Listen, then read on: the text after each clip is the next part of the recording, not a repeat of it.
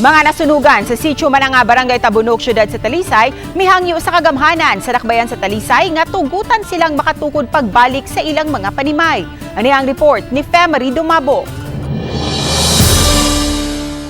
Pangindahay sa mga nasunugan sa sitio Mananga 1, Barangay Tabunok, dakbayan sa Talisay nga naakilid sa sapa nga tugutan silang makatukod pagbalik sa ilang panimay.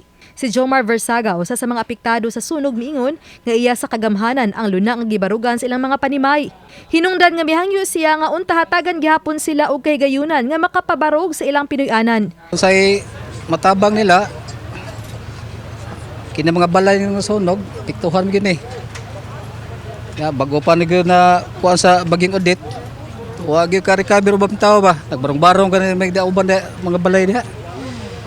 Hangyo lang ko sa gobyerno nga tabangan nila. Giangko ni Kapitan Benji Cabiga sa Barangay Tabunok nga may bahin sa luna nga nasunugan nga iya sa pribado ug sa kagamhanan. Maghulat ng taon sa kuan ni Mayor regarding sa mostly ba dito sa mga apektado, government lot ba ito lang? Dili na ato yung mga private lot pod uban nga to. So katong mga private lot pwede ra gyud ka makatukod balik pero katong posible no kay murang naanam gyud na sila yung mga agreement sa mga tag-iya pod sa yuta sa ilang pagpuyo diha. Ang 62 ka pamilya nga apektado sa sunog gipahimutang sa Barangay Sports Complex. Gipaybaw ni Filipa Sulana, Pangulo sa City Social Welfare and Development, nga ilang paningkamutan nga makahatag og hinabang pinansyal sa mga apektadong pamilya ugma. Sa Thursday po afternoon, i-release na to ilang financial assistance para makatukod na dayon sila balik sa ilang tagsa-tagsa ka panimalay. Makadawat og tag 10,000 pesos ang totally damaged, samtang 5,000 pesos usab ang sharer o renter ug sa mga partially damaged nga mga panimay. Samtang nanawagan karon si Mayor Samsam Gulya sa iyang social media post sa mga tao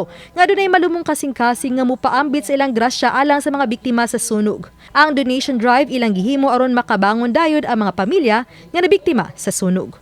Uban ni Godfrey Rilien, ako si Femery Dumabo.